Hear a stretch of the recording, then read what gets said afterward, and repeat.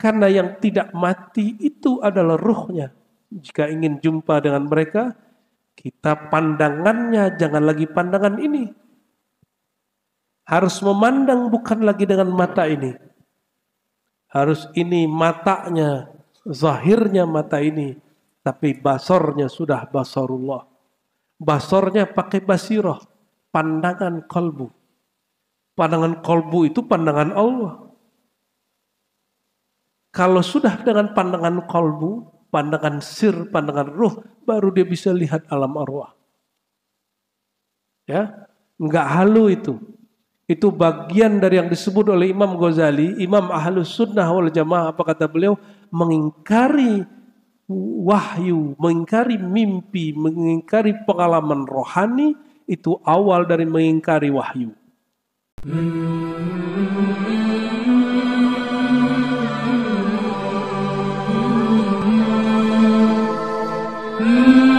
Sampai ada yang menulis seperti ini, bahwa Isra itu hiburan Allah kepada Nabi.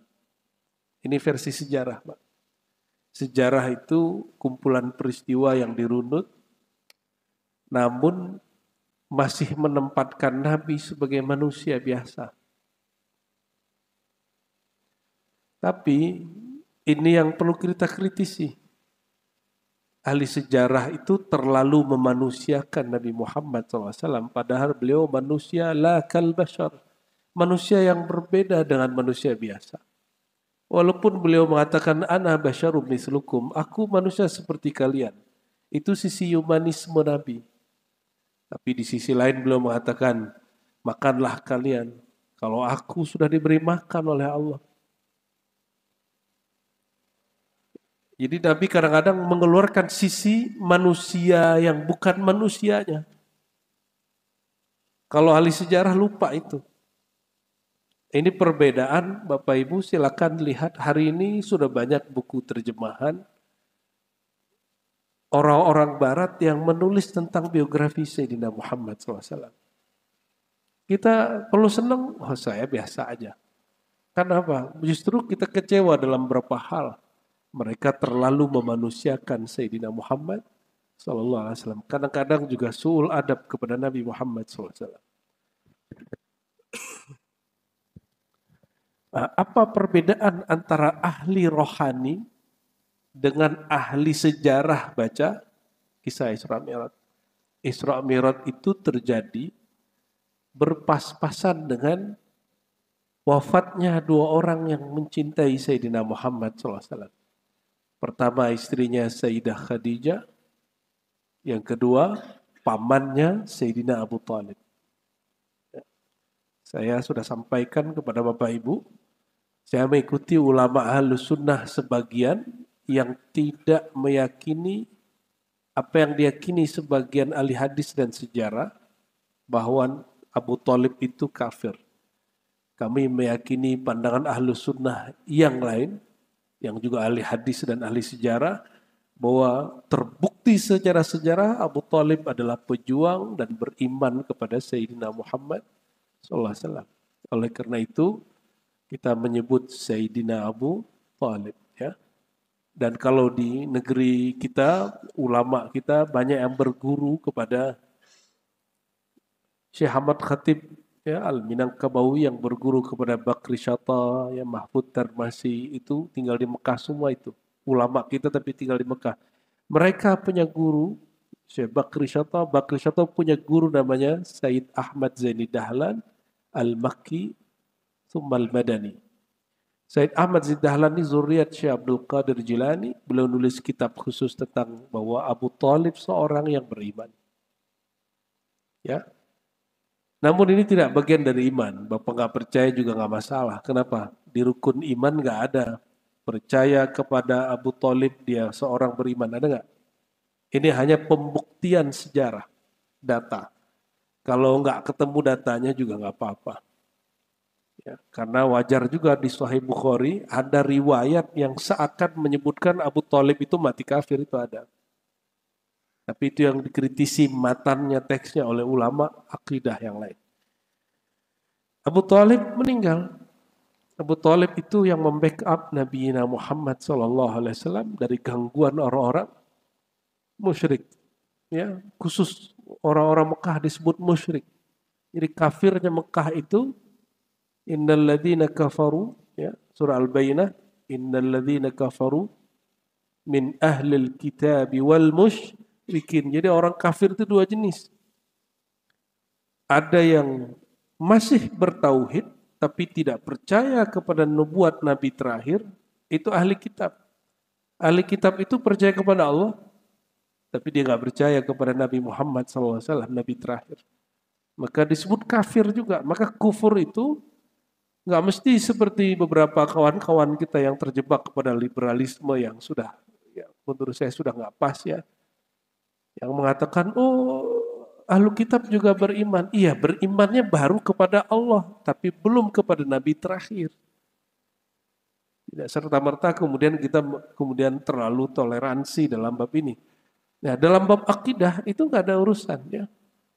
Kita berbeda begini nggak mesti kita contoh-contohkan kok sama orang-orang kafir Yahudi ataupun Nasrani. Kita cuma urus kolbu aja ya. Cuma kalau mereka disebut mukmin secara mutlak tidak. Mereka hanya mukmin billah tapi tidak mukmin bi Rasulillah. Maka imannya tidak sempurna. Karena Allahnya menyuruh beriman kepada Nabi terakhir, mereka nggak beriman. Berarti imannya ambigu juga. Ya. Maka ada kafir kedua yaitu musyrikin. Musyrikin ini sudahlah kafir kepada Allah, juga kufur kepada Sayyidina Muhammad sallallahu alaihi wasallam. Nah, orang Mekah itu lebih banyak kufurnya kufur syirik. Syiriknya bukan ria. Kalau ria itu masih penyakit kolbu. Ria ini masih bisa disembuhkan. Ya. Tapi kalau syirik yang zahir, itu dosa besar ya, asyirkul akbar. Makanya Mekah itu dulu jadi pusat berhala di Jazirah Arab, berhalanya zahir. Tapi sampai nanti Imam Mahdi keluar, Mekah itu akan jadi pusat berhala bernama duit. Coba tanya semua orang yang berbisnis travel, ya, yang bisnis perhotelan, bisnis tiket. Coba tanya Pak. Bisnis haji umroh. Badannya tawaf mengelilingi Ka'bah. Tapi hatinya, otaknya bertawaf mengelilingi real, dolar, rupiah, dolar, rupiah. Itu aja terus. Sampai nanti Imam Mahdi keluar. Kita nggak tahu apakah waktunya dekat atau waktunya masih lama. Baru dibersihkan kolbu semua orang. Daripada tawaf, ya, menyembah Tuhan baru bernama duit. Ya.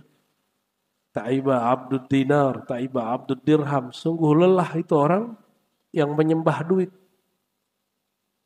Orang nyembah duit rukuk sujud nggak Bapak Ibu? Enggak. Berarti hamba duit nggak mesti sujud. Hamba dunia itu nggak mesti sujud, tapi dia ngikut terus. Ngikut terus kemana-mana. Itu yang dibersihkan Sayyidina Muhammad SAW. Maka siapapun yang sedang bergerak di dunia travel, antum wajib belajar ilmu tauhid dan ilmu tasawuf dengan benar. Tauhid untuk kaidah bertuhan, tasawuf untuk menumbuhkan rasa bertuhan yang benar. Insya Allah diberkahi usahanya oleh Allah. Ya. Kalau nggak usahlah, berhentilah cari kerjaan lain. Ya.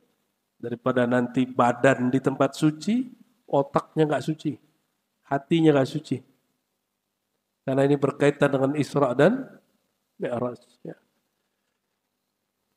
Kalau menurut ahli sejarah, itu tahun disebut tahun kesedihan. Bahasa Arabnya Amul Huzni.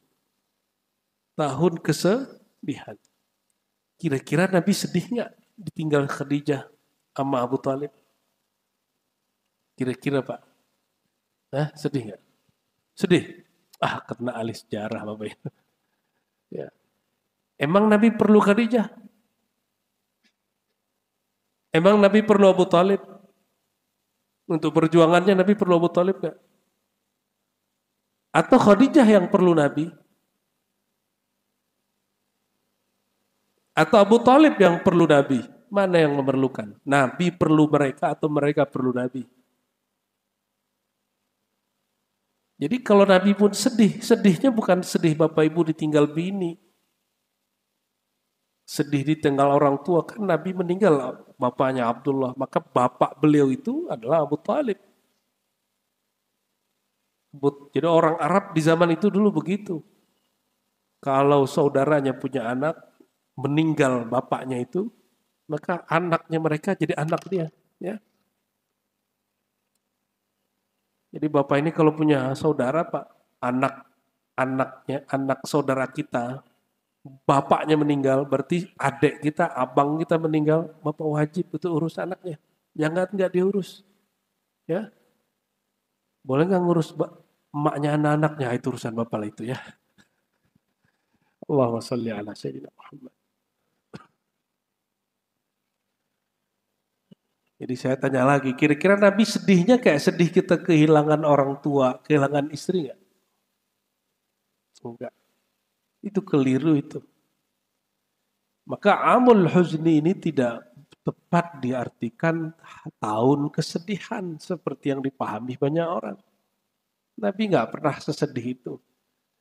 Bayangkan, jangankan Nabi, wali saja, wali Allah, ala inna awliya Allah la khaufun alaihim walahum yahzanun. Surat Yunus.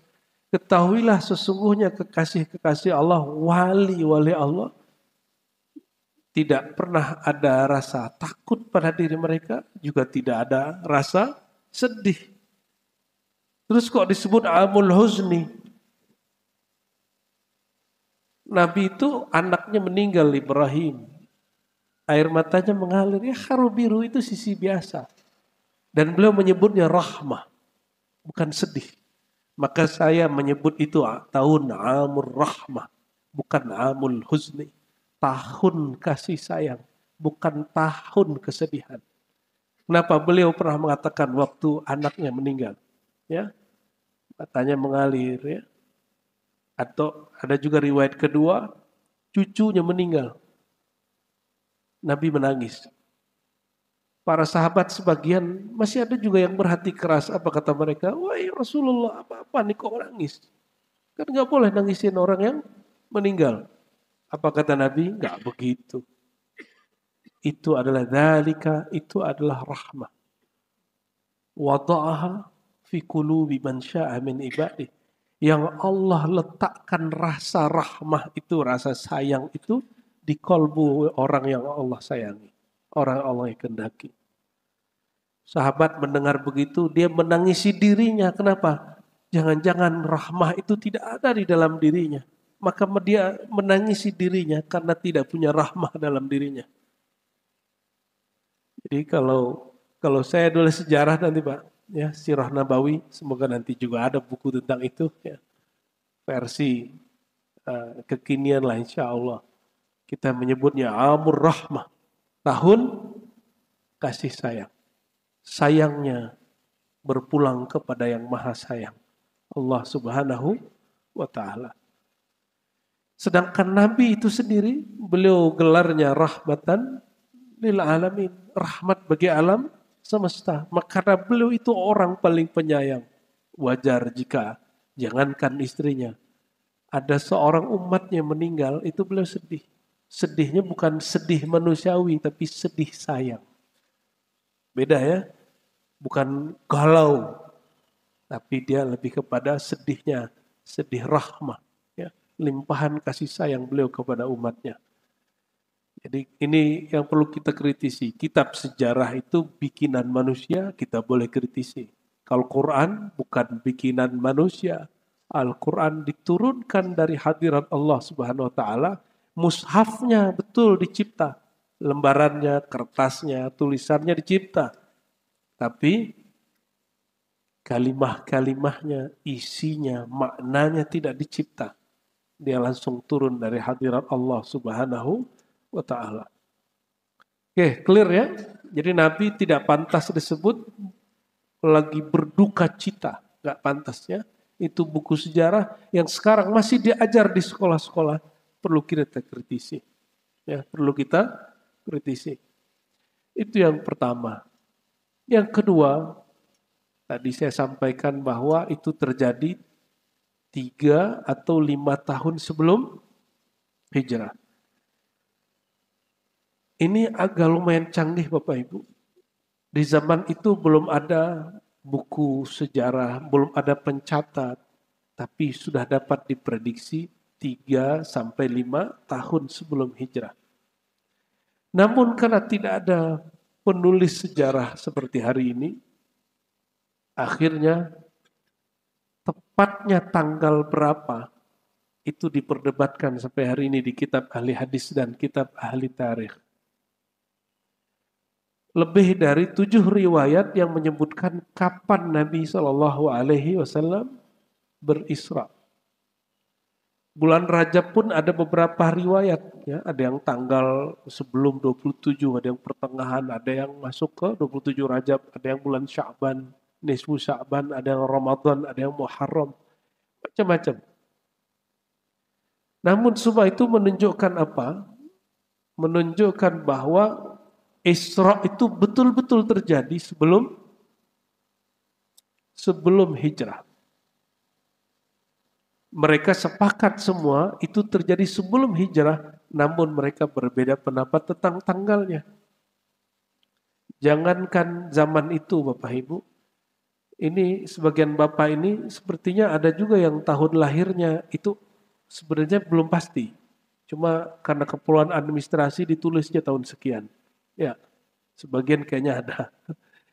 Ada yang lahirnya tahunnya jelas, harinya nggak jelas. Ya betul nggak? Akhirnya karena keperluan Dukcapil dikasih juga lah tanggal berapa. Bayangkan 1400 tahun lebih itu terjadi dan masih ada rekap datanya. Inilah kekhususan umat Nabi Muhammad SAW, detail. Ya. Tapi tidak ada satupun ahli sejarah yang menolak bahwa Isra Mi'raj itu terjadi. Terus kok muncul perdebatan? Ya, Nabi itu Isra Mi'raj pakai jasad peruh. Hari gini masih bahas-bahas begitu aja. Itu sudah lewat. Ya udah lebih dari 10 abad yang lalu perdebatan itu udah selesai kok diulang lagi. Tapi ya maklum karena manusianya terbatas, punya memorinya pendek, akhirnya kita bahas lagi tiap tahun. Ya. Nah kembali ke yang tadi. Jadi kira-kira tepatnya tanggal berapa? Tidak ada tanggal tepatnya Mi'raj, Isra Mi'raj itu. Kalimatnya adalah yang dipilih oleh ulama sejarah.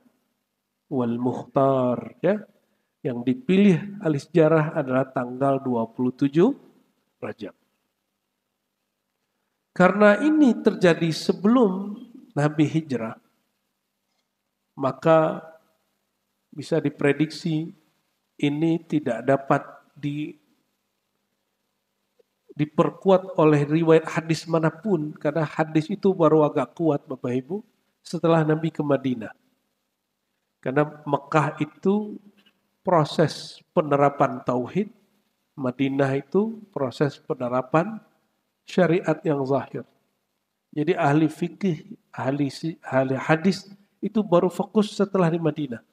Di Mekah rata-rata sejarahnya ditulis dengan kabar orang kedua. Bahkan Nabi dapat wahyu, itu kabarnya dikatakan oleh Aisyah. Sayyidah Aisyah bahkan tidak ada sebagai orang yang bersama Nabi saat itu. Nah, itu yang perlu kita ketahui sebelum memahami ayat ini. Ya. Lalu di poin berikutnya,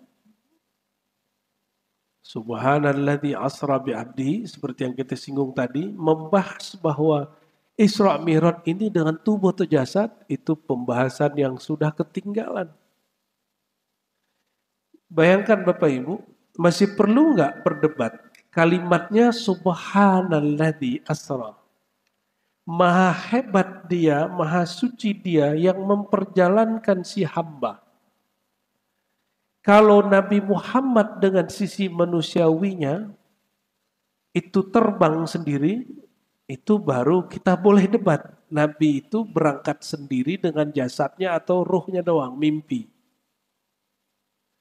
Tapi kalau depan kalimatnya ada dua, maha hebat, maha suci, lalu asra, memperjalankan. Masih perlu bertanya nggak? Nabi itu bergerak dengan tubuh atau jasadnya atau dua-duanya? Masih perlu nggak?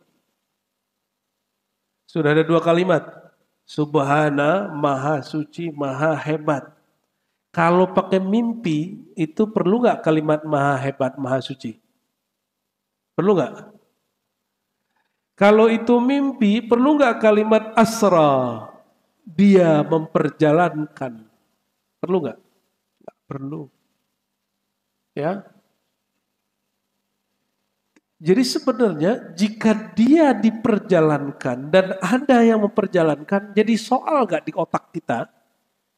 Dia pakai jasad atau dia pakai ruh? Nggak masalah. Terserah Allah mau pakai jasad, mau pakai ruh. Itu sangat mungkin terjadi.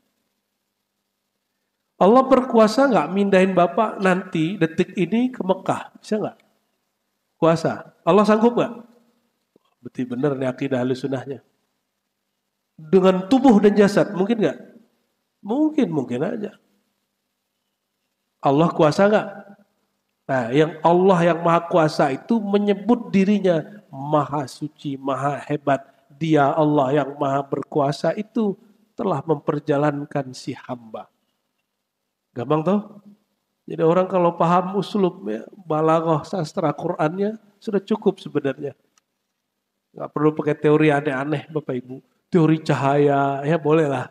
Silakan mau bahas kuantum kayak apa, dentuman kayak apa, terserah lah.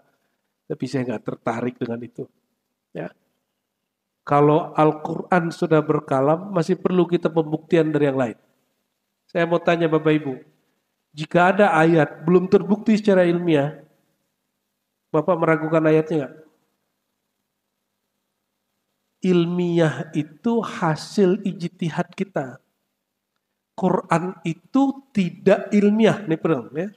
Quran itu wahyu ilahiyah di atas ilmiah.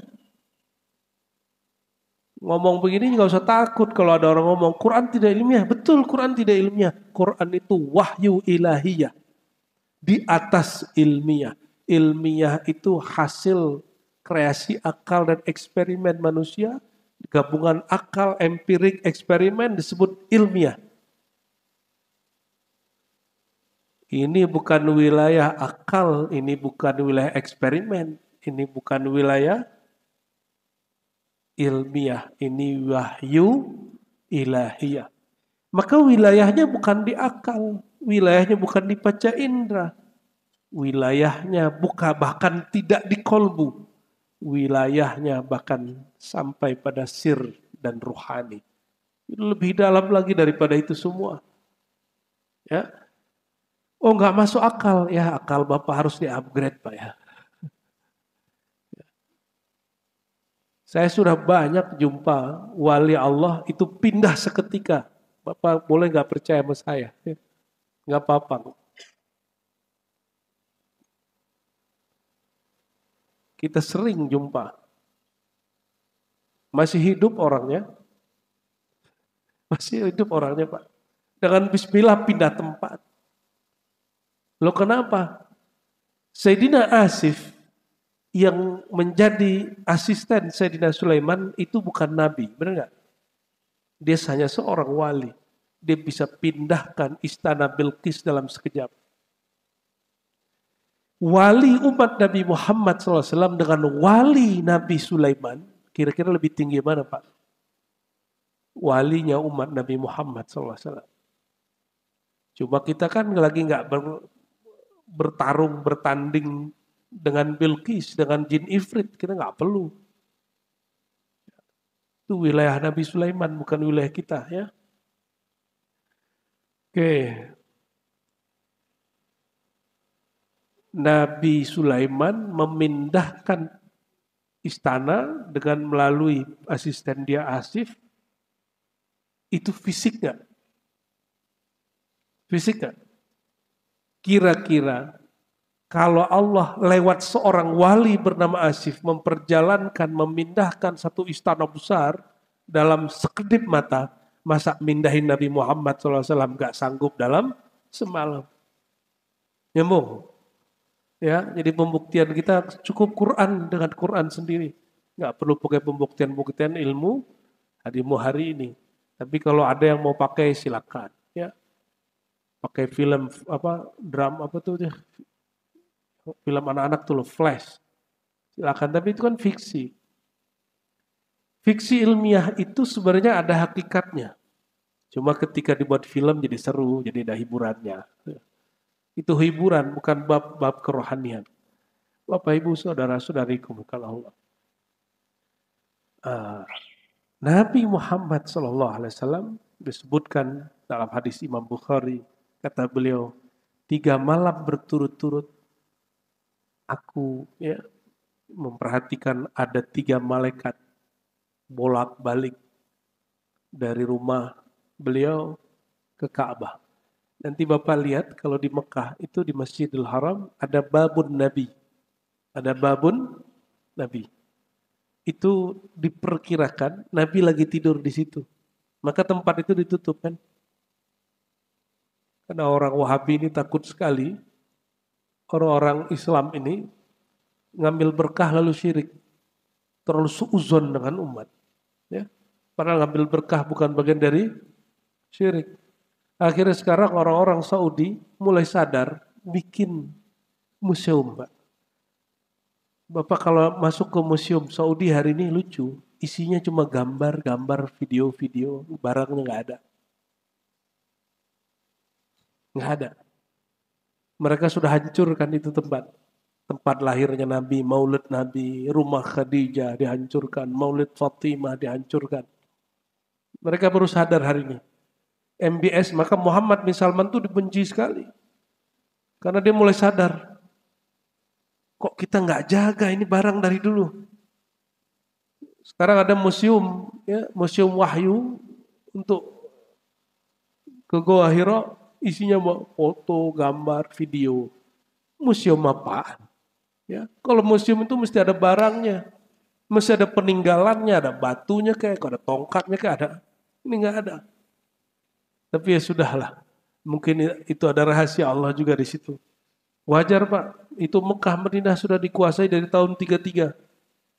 1933 sekarang 2000 siapa sih 19 di otaknya Pak?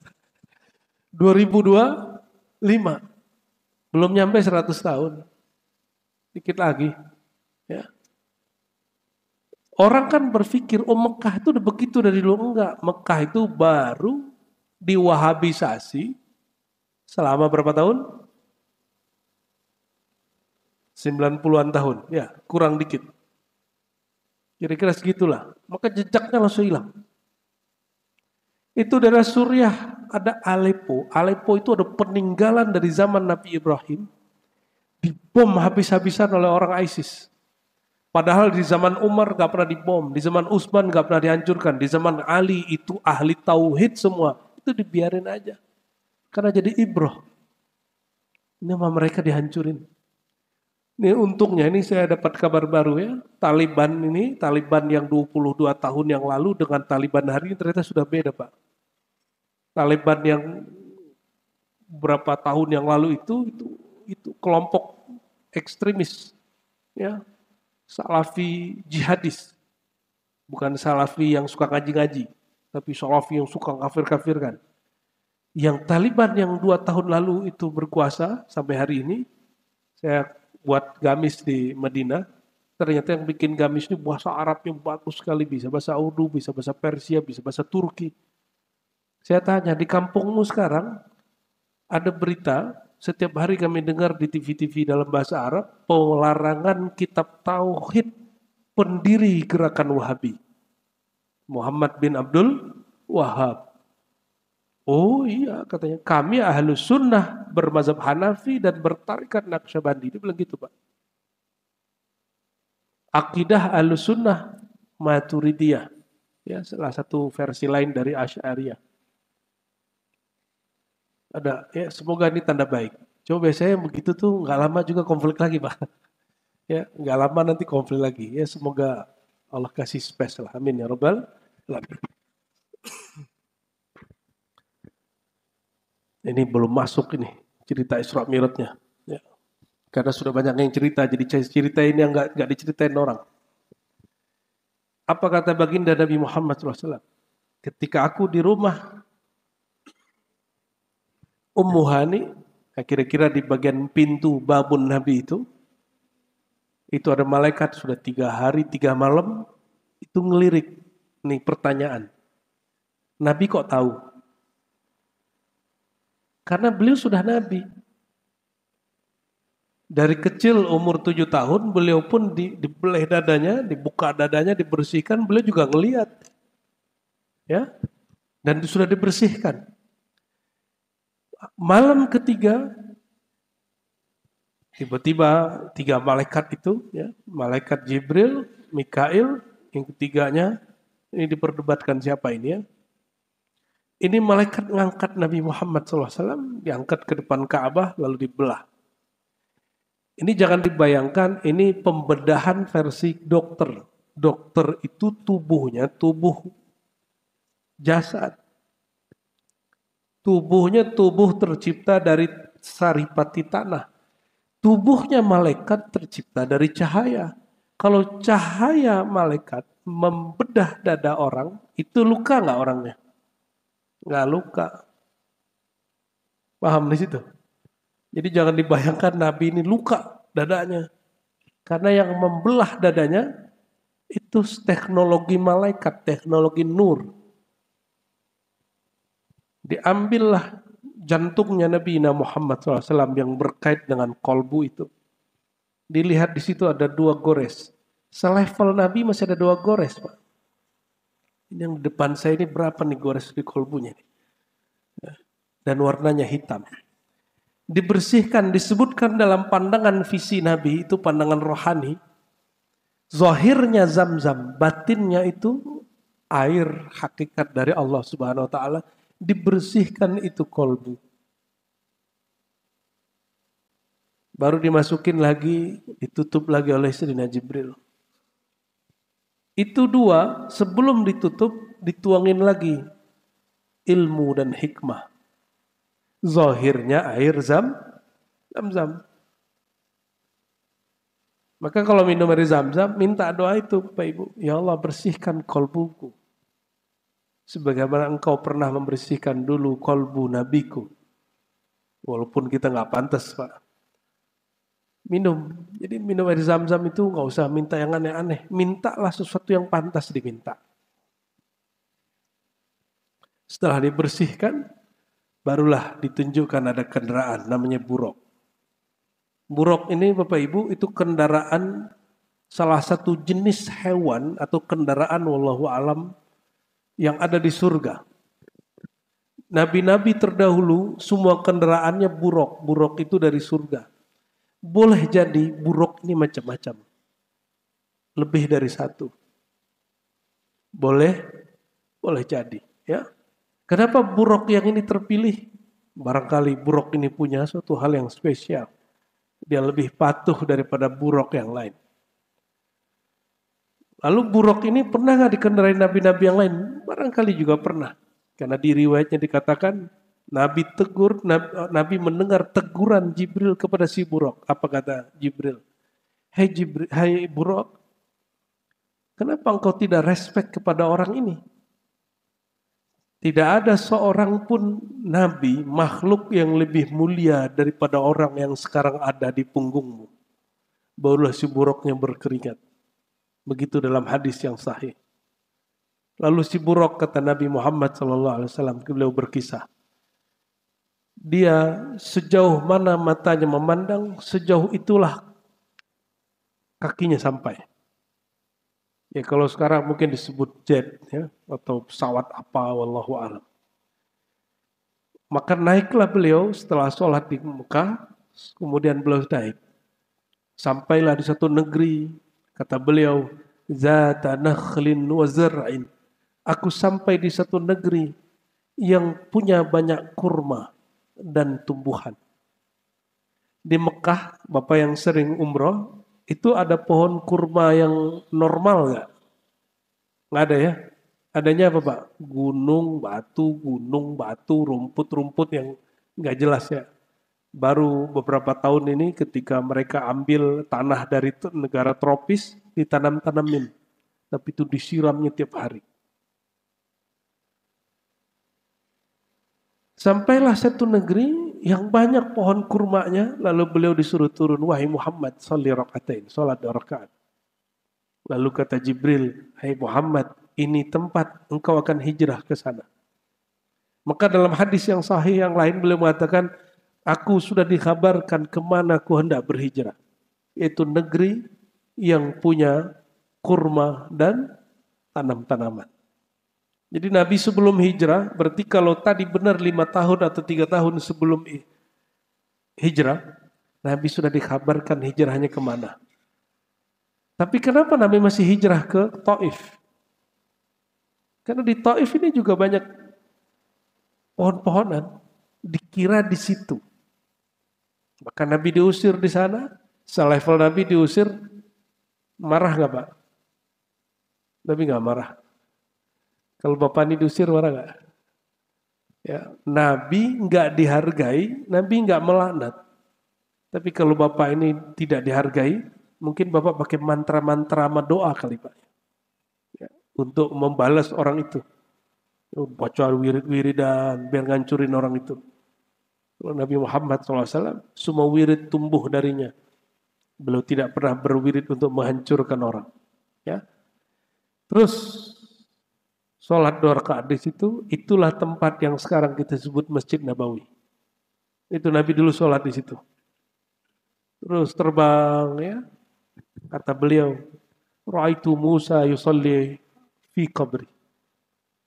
Marartu bi Musa wa huwa yusalli di qabri. Aku melewati kubur Musa, sedangkan ia sedang sholat di dalam kuburnya. Kita sudah sering kasih pertanyaan ini, Nabi Musa udah meninggal masih sholat, itu sholat apa? Ya? Sholat syariat. Orang mati masih bersyariat nggak? Enggak. Itu sholat kemakrifatan. Sholat kurbah. Sholat karena kedekatan kepada Allah Subhanahu wa ta'ala. Ya, saya nggak tahu Bapak ini kalau meninggal sholat nggak di kuburnya. Apa tidur, apa disiksa, wallahu alam ya. Ya semoga Bapak kalau masuk kubur malah ngaji ya. Nyari wali Allah, nyari Nabi di alam barzakh lalu ngaji di sana. Tapi di sono susah Pak mau ngaji. Mending di sini ngajinya sebelum meninggal. Ya, cari ilmu ma'rifatullah sebelum meninggal karena nanti ditanyakan di alam kubur. Di alam kubur nggak ditanya sholat Bapak berapa. Itu hisapnya lain. Ada malaikat lain yang menghisap di kubur. Tapi yang ditanya di kubur dengan yang dihisap beda. Jadi perbedaannya kalau hisap bisa jadi sebelum pertanyaan itu. Kalau pertanyaan ini isinya 2 aja. Engkau kenal Allah, engkau kenal Rasulullah. Berarti ma'rifatullah, ma'rifatu Rasulillah. Ini yang ditanyakan di alam kubur. Nabi Musa masih sholat di kuburnya. Tapi yang aneh, nanti di langit ke-6 ketemu lagi Nabi Musa. Ya, kok bisa begitu? Ya suka-suka Allah. Yang bertubuh jasad pun bisa pindah dalam sedetik. Apalagi yang hanya bertubuh rohani. Sampailah kemudian beliau, ya pendek cerita, di Al-Masjidil Aqsa. Disebutkan di riwayat Imam Bukhari, Muslim, Abu Daud, Tirmizi, Ahmad, yang lebih lengkap dari Imam Ahmad. Sayyidina Muhammad SAW memarkir si buruk. Ini buruk nggak bakal lari, masih diparkir sama Nabi, masih diikat. Ini tanda kalau kita ingin mengamankan satu barang, walaupun sudah aman, tetap harus ada ikhtiar untuk menjaganya. Ya, masuklah beliau ke masjid. Walau alam, ini kan 2 tuh masjidnya. Sebenarnya masjid yang tempat Nabi sholat dulu yang di bawah. Yang Masjidil Aqsa itu yang sekarang yang atas, yang di bawahnya. Biasanya kalau orang Indonesia dapat izin Pak masuk ke bawah. Karena orang Indonesia ini cinta Palestinnya sudah berakar berurat. Cuma alirannya beda-beda ya. Ada alirannya ke mana, ada yang ikut kelompok yang mana. Sampailah Nabi di situ, kata Sina Jibril, hai Muhammad taqaddam, ke depanlah engkau. Pimpinlah mereka sholat. Makanya dalam tarhim sebelum sholat, yang sering dibaca oleh ulama Mesir, lalu berkembang di negeri kita, dalam tarhim itu dibaca salah satu kalimat, Ya, salatu wassalamu alaik, salam atas engkau hai Muhammad. Ya, yang mana engkau adalah orang yang disuruh untuk maju ke depan memimpin semua arwah salat. Maka tarhim itu menjadi ciri khas. Karena dia simbol, di situ ada simbol Isra dan Mi'raj yang menjadi hakikat salat. Saya sering sampaikan Bapak Ibu, yang jadi makmumnya siapa? Waktu di Aqsa, para nabi. Nabinya sudah meninggal atau masih hidup? Coba Bapak pikir-pikir Pak. Nabi bertubuh berjasad, di belakangnya sudah meninggal. Jadi makmum. Paham nggak maksudnya? Ini dalil paling kuat dalam sejarah umat Islam, dalam dalil Quran dan Sunnah, bahwa orang hidup boleh jadi mengimami makhluk-makhluk generasi-generasi terdahulu. Itu dalilnya. Arwah-arwah para nabi semuanya hadir 124.000 jadi makmum beliau, dan itu bukan halu, bukan khurafat. Ya. Oleh karena itu, pengalaman rohani itu bagian dari kejayaan umat Islam yang hari ini ditutup-tutupi sama orang yang so ilmiah. Kalau ingin berjaya kembali negara orang-orang muslim ini, harus kuat rohaninya. Harus sampai kepada taraf menyadari hal-hal yang tadi. Dan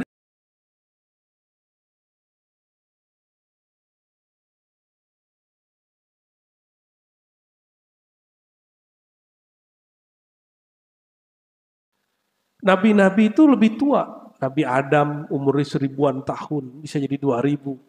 Nabi Nuh 900 lebih, 950 tahun.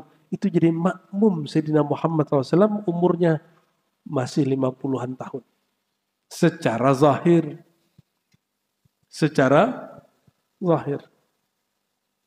Ya, kalau ngikutin hadis, ya ummul qauma aqra'uhum li kitabillah.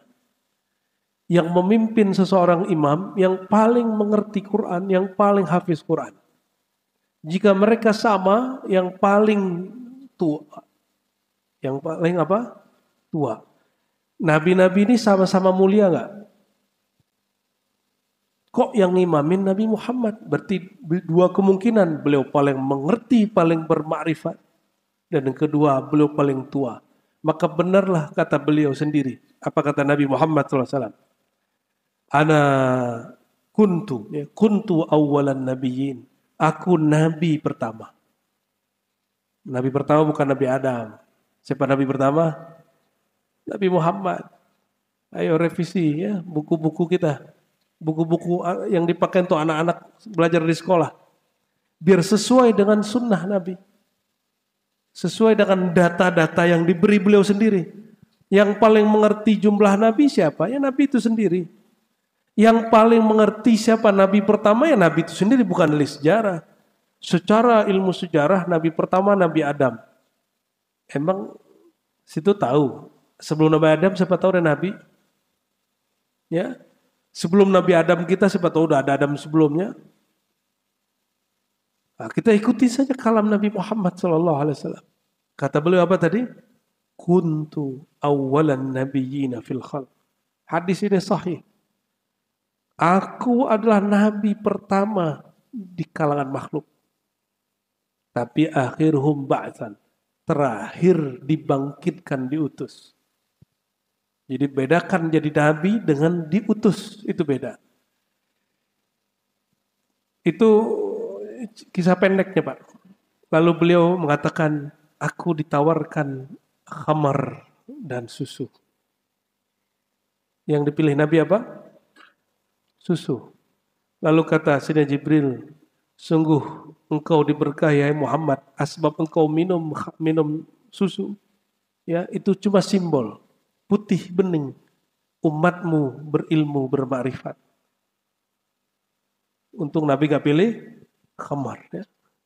Bapak ini kalau dalam mimpi digoda cewek, kira-kira tergoda gak Pak? Dalam mimpi Pak.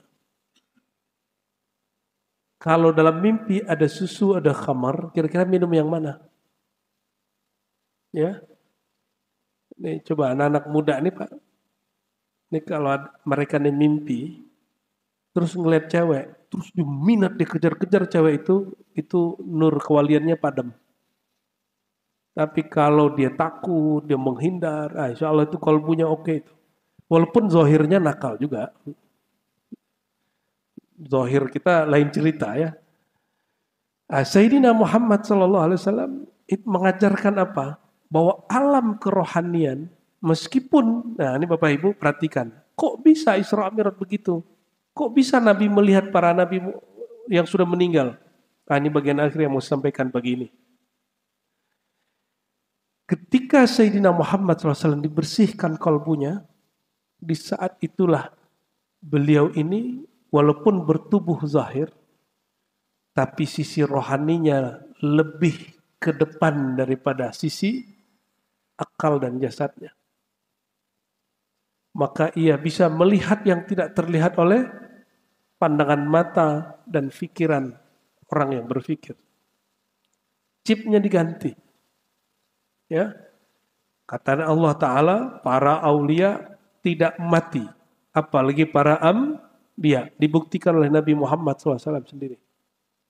Gimana cara ceknya? Karena yang tidak mati itu adalah ruhnya. Jika ingin jumpa dengan mereka, kita pandangannya jangan lagi pandangan ini. Harus memandang bukan lagi dengan mata ini. Harus ini matanya, zahirnya mata ini. Tapi basornya sudah basarullah. Basornya pakai basirah. Pandangan kalbu. Pandangan kalbu itu pandangan Allah. Kalau sudah dengan pandangan kalbu, pandangan sir, pandangan ruh, baru dia bisa lihat alam arwah. Ya, enggak halu itu.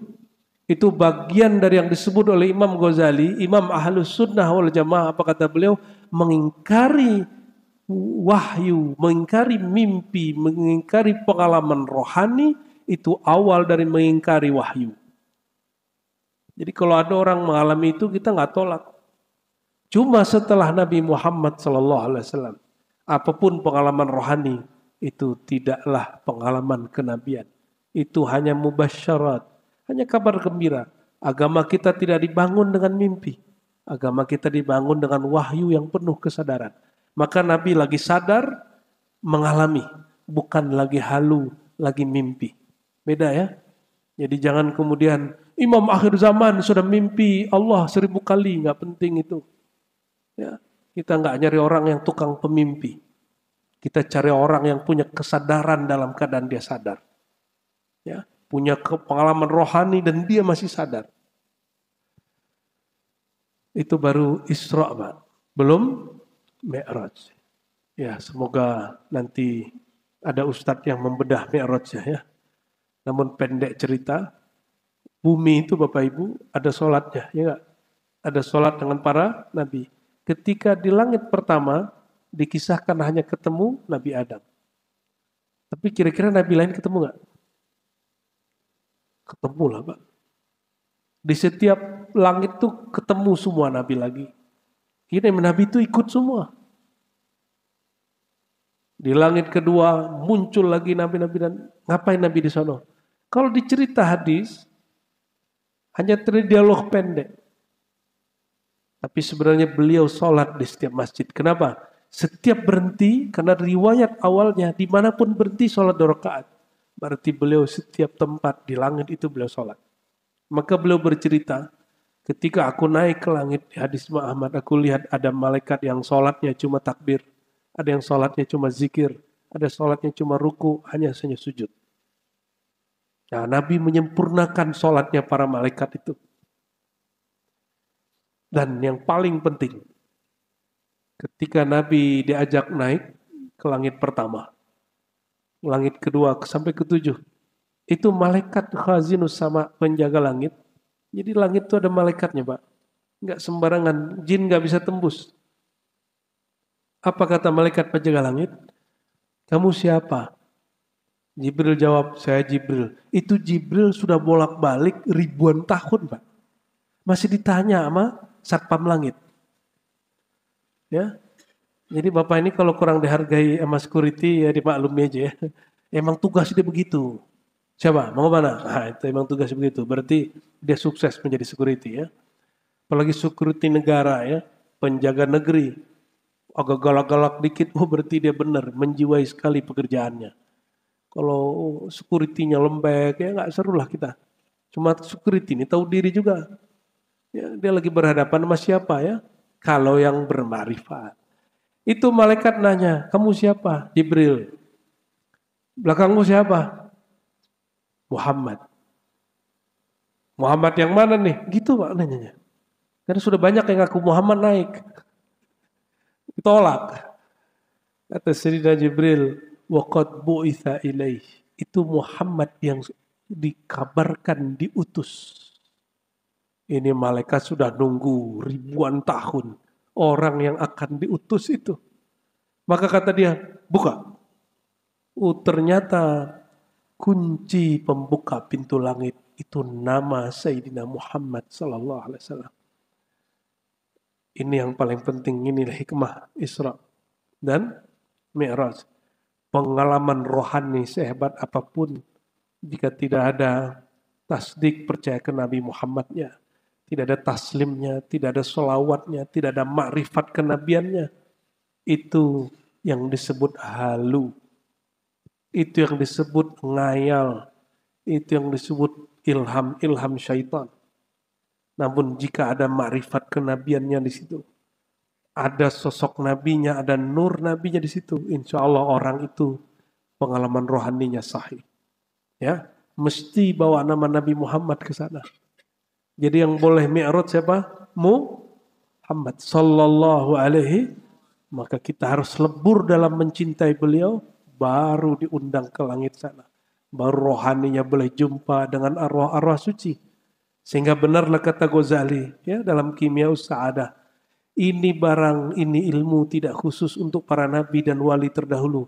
Bagi siapapun yang tasdik, yang percaya, yang mengikuti, yang taslim, dia akan diundang rohaninya dan akan mengalami apa yang dialami mereka. Akan melihat yang dilihat mereka. Perbedaannya satu hal, kata imam yang lain. Ya, kata Ibnu Arabi, kalau Nabi Isra'nya dengan jasad dan tubuhnya, sedangkan para aulia hanya rohaninya. Tapi boleh jadi imam akhir zaman itu yang bernama Al-Mahdi itu mirip-mirip juga Pak. Bisa jadi tubuh dan jasadnya juga. Karena Nabi Muhammad mengatakan namanya namaku. Berarti kalau namanya namaku, tadi kita belajar ilmu nama kan? Bahwa nama yang bernama Muhammad boleh naik. Dan Nabi SAW mengatakan imam akhir zaman itu ismuhu ismi. Nama dia, nama aku. Berarti dia diizinkan juga naik. Sebagaimana Nabi Muhammad SAW diizinkan naik.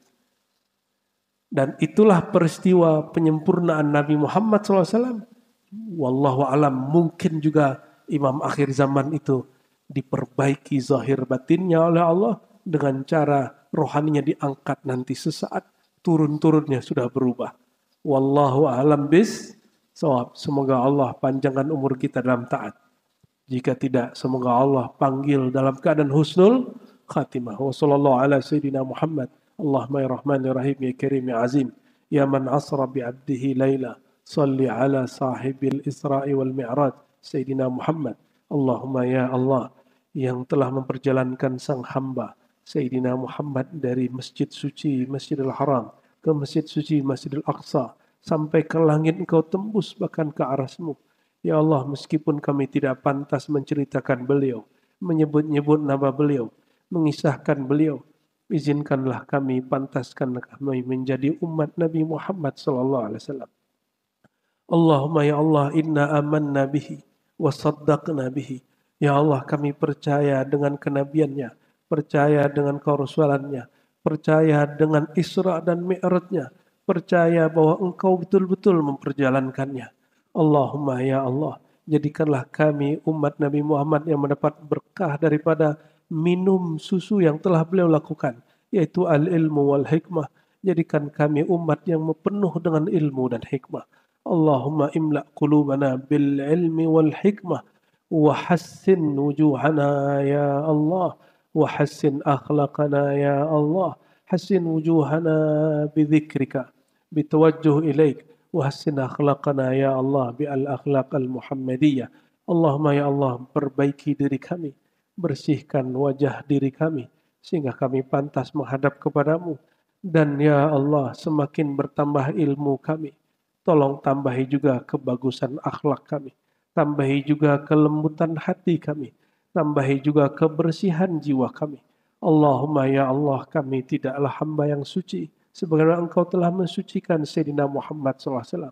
Namun ya Allah, meskipun kami tidak suci, kami ya Allah memohon sucikan kami sebelum berpulang kepada Engkau. Sucikan jiwa, pikiran dan hati kami sebelum Engkau panggil ke hadirat Engkau. Sehingga kami datang dalam keadaan nafsu mutmainnah, jiwa yang sudah tenang, jiwa yang layak diundang dengan radiyah dan mardiyahmu. Terakhir ya Allah, inna nas'alukal jannah, inna nas'aluka ridhaka wal jannah. Kami memohon ridhamu ya Allah. Kasih sayangmu ya Allah, kasih sayangmu ya Allah, ridhoilah kami meskipun kami ini pernah membangkang kepada Engkau. Dan ya Allah, bebaskan kami dari neraka-Mu dan masukkan kami ke dalam surga-Mu. Dan izinkan kami memandang ke wajah jamal dan jalal-Mu bihaqqi nabiyina Muhammad sallallahu alaihi wasallam. Rabbana atina fid dunya hasanah wa fil akhirati hasanah wa qina adzabannar. Wa nas'aluka al-khaira kullahu mimma 'alimna wa lam na'lam. ونعوذ بك من الشر كله مما علمنا ومما لا نعلم إنك أنت علام الغيوب وصلى الله على سيد الوجود سيد الكونين والحمد لله رب العالمين. السلام عليكم ورحمة الله وبركاته. Assalamualaikum warahmatullahi wabarakatuh.